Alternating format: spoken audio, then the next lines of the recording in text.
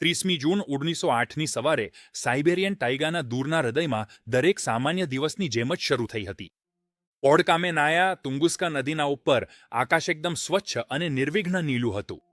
મૂળ નિવાસી એવનકી શિકારી સંગ્રાહકો તેમના હરણની સંભાળ રાખી રહ્યા હતા, આધુનિક બનતા વિશ્વના હજારો માઇલ દૂરના ગજગજાટથી અલગ થલગ. પણ 7:14 વાગ્યે આકાશ હિંસક રીતે ફાટી પડ્યું. જેમણે ઉપર જોયું એવા સાક્ષીઓએ વર્ણવ્યું કે જાણે આકાશમાંથી બીજું સૂર્ય નીચે ઉતરી રહ્યું હોય. એ અંધારી નાખે તેવી તેજસ્વી નીલી સફેદ રોશની હતી જે અશક્ય ઝડપથી આગળ વધી રહી હતી.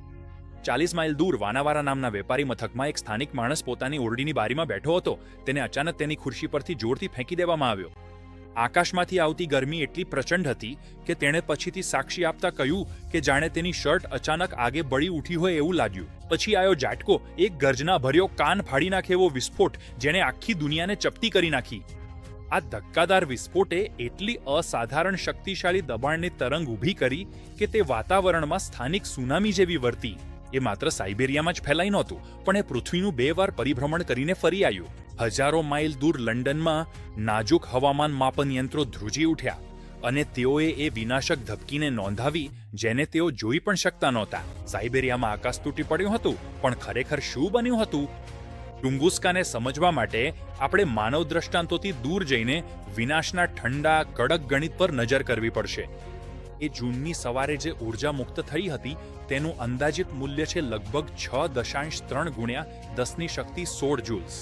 વધુ ઓળખીતી પણ ડરાવણી ભાષામાં કહીએ તો એ વિસ્ફોટે 15 મેગાટન TNT જેટલી શક્તિ આપી હતી. આ લગભગ હિરોશીમા પર ફેંકવામાં આવેલા લિટલ બોય પરમાણુ બોમ્બની વિનાશક શક્તિથી 1000 ગણું વધારે છે. આ ઘટનાનો પગરણ ભયાનક હતો. 2150 ચોરસ કિલોમીટર વિસ્તારમાં, જે આજના ટોક્યો જેટલું મોટું છે, એમાં 80-50 લાખ પુખ્ત ચીડ અને લાર્ચના વૃક્ષો તરત જ ભસ્મીભૂત થઈ ગયા અને જમીન પર પલટી પડ્યા. જ્યારે આધુનિક સુપરકમ્પ્યુટર્સ વિસ્ફોટની તરંગનું મોડેલ બનાવે છે ત્યારે પડેલા વૃક્ષો એક વિશિષ્ટ અસમાન તિતલીના આકારનું પેટર્ન દર્શાવે છે. તેના બદલે તેમાં દિશાત્મક ગતિશક્તિ હતી જે નીચે અને બહારની દિશામાં પ્રક્ષિપ્ત થઈ હતી, કારણ કે કોઈ વસ્તુ ઓછી ઢાળે મુસાફરી કરતી હતી અને પછી તેનો હિંસક અંત આવ્યો. છતાં આ સમગ્ર સ્થાનિક વિનાશ છતાં રશિયન સામ્રાજ્યની એકાંતતા, ત્યારબાદ પ્રથમ વિશ્વયુદ્ધ અને બોલ્શેવિક ક્રાંતિની અરાજકતા, એનો અર્થ એ થયો કે લગભગ 2 દાયકાઓ સુધી વૈજ્ઞાનિકો એ કેન્દ્રસ્થાન સુધી પહોંચી શક્યા નહોતા. એ દાનવ તાઇગામાં ઊંઘતો રહ્યો, તેની સૌથી મોટી રહસ્યને જાળવી રાખતો. 1927 સુધી એવું બન્યું નહોતું કે રશિયન ખનિજશાસ્ત્રી લિયોનિદ કુલિકે તુંગુસ્કા બેસિનમાં પ્રથમ વૈજ્ઞાનિક અભિયાનનું નેતૃત્વ કર્યું. કુલિક એકમાત્ર તર્કસંગત અનુમાનથી પ્રેરિત હતો. આટલી વિશાળ વિસ્ફોટ માત્ર કોઈ વિશાળ લોખંડના ઉલ્કાપિંડથી જ થઈ શકી હતી. તેને આશા હતી કે તેને એક વિશાળ આઘાત ખાડો મળશે, કદાચ કિલોમીટરો પહોળો, જેમાં પરગ્રહ લોખંડનો ખજાનો છુપાયેલો હશે. કઠિન સફર પછી, જેમાં દયામય ન હોવાવાળા કાદવ અને મચ્છરોથી ભરેલા જંગલો પાર કર્યા, કુલિક આખરે કેન્દ્રબિંદુએ પહોંચ્યો. પણ ત્યાં કોઈ ખાડું નહોતો, કોઈ છિદ્ર નહોતો, કોઈ ઉલ્કાપિંડ પણ નહોતો. તેની બદલે કુલિકને એક એવી વિસંગતિ મળી જે તમામ અપેક્ષાઓને પડકારતી હતી. વિનાશના ચોક્કસ ગણિતીય કેન્દ્રમાં વૃક્ષો પછડાયેલા નહોતા. એ વૃક્ષો સંપૂર્ણ રીતે સીધા ઊભા હતા. તેમની ડાળીઓ અને છાલ તીવ્ર ગરમી અને ઊભી પવનની ઝપટથી હિંસક રીતે છીનવી લેવામાં આવી હતી, જેથી તે કાળા પડેલા ટેલિગ્રાફના થાંભલા જેવી જંગલની જેમ લાગતા હતા. વિશ્વ પ્રસિદ્ધ ખગોળ ભૌતિકશાસ્ત્રી માટે આ ઊભા વૃક્ષો જ રહસ્યની ચાવી છે. આ સાબિત કરે છે કે તે પદાર્થ ક્યારેય જમીન પર પડ્યો જ નહોતો. હવે આપણે જાણીએ છીએ કે તુંગુસ્કા એક વાયુમંડળીય વિસ્ફોટ હતો. 50 થી 60 મીટર વ્યાસ ધરાવતો એક બ્રહ્માંડીય ઘૂસણખોર પદાર્થ 15 કિલોમીટર પ્રતિ સેકન્ડની ઝડપે પૃથ્વીના ઉપરના વાયુમંડળમાં ઘૂસી પડ્યો. એવી ઝડપે વાયુમંડળ પોતે જ એક મજબૂત ઈંટની દિવાલ જેવું વર્તે છે. જેમ જેમ પથ્થરીલું ગ્રહિકાશક પૃથ્વી તરફ ધસી આવ્યું, તેમ તેના આગળના ભાગ પર ઉભરાતો વાયુ ગતિશીલ દબાણ પથ્થરના મૂળભૂત બળ કરતાં ઘણો વધારે હતો. 5 થી 10 કિલોમીટર ઊંચાઈએ આ પદાર્થમાં એક વિનાશક ધાચાકીય નિષ્ફળતા આવી, જેને પેનકેક ડિફોર્મેશન તરીકે ઓળખવામાં આવે છે. માત્ર એક ક્ષણમાં પથ્થર ચપટો થઈને સંપૂર્ણપણે વિખૂટી ગયો.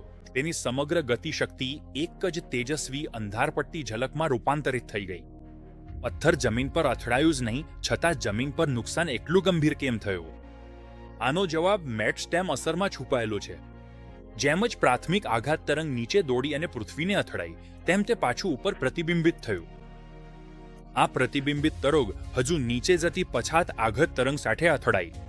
આ બે તરંગો ભેળવાઈ એક ઉચ્ચ દબાણવાળી મચ સ્ટેમ ઊભી કરી, જે આડું દોડતી હતી અને વિનાશક શક્તિને લગભગ બમણી કરી દીધી. વર્ષો સુધી આ પદાર્થની રચના વિશે ભારે ચર્ચા ચાલી. શું એ ધૂળથી ભરેલો બરફનો ધૂમકેતુ હતો કે પથ્થર જેવો મીટિયોરોઇડ?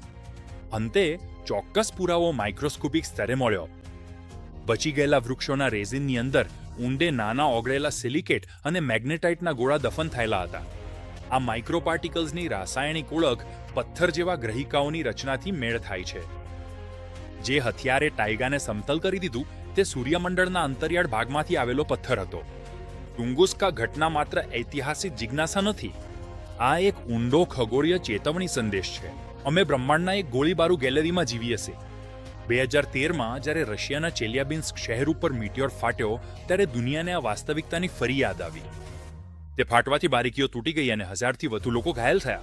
છતાં ચેલિયાબિન્સ્ક મીટિયોર માત્ર 20 મીટર વ્યાસનો હતો, જે ટુંગુસ્કા ઇમ્પેક્ટરથી ઘણો નાનો ભાગ હતો. જો ટુંગુસ્કા પદાર્થ 4 કલાક અને 57 મિનિટ મોડો આવ્યો હોત તો પૃથ્વીનું ફરતું ગતિએ સેન્ટ પીટર્સબર્ગને સીધા એ એરબસની નીચે મૂકી દીધું હોત. માનવ સંસ્કૃતિનું એક મોટું કેન્દ્ર એક પળમાં નકશા પરથી મિટાઈ ગયું હોત અને માનવ ઇતિહાસની દિશા હંમેશા માટે બદલાઈ ગઈ હોત. આજે ખગોળશાસ્ત્રીઓ ગ્રહ રક્ષણના નામે પૃથ્વી નજીકના ગ્રહિકાશ્મોનું નિરીક્ષણ કરે છે અને તેમની યાદી બનાવે છે. આપણે અંધકારમાં જોવાની તકનીક ધરાવીએ છીએ. કેમેરો ધીમે ધીમે પાછળ ખેંચાય છે, પૃથ્વીને તારાઓના સમુદ્રમાં એક નાનકડી નાજુક નીલી ગોળી તરીકે છોડી જાય છે. એ તેજસ્વી નીલા પ્રકાશની યાદ હજુ પણ રહી છે, આપણી અસ્તિત્વની મૌન સાક્ષી, અને બ્રહ્માંડના ઠંડા સત્ય તરીકે તે ઊભું છે. ટુંગુસ્કા જેવી ઘટનાની વાત આવે ત્યારે એ ક્યારેય જૂનો પ્રશ્ન નથી, માત્ર પ્રશ્ન એ છે કે ક્યારે.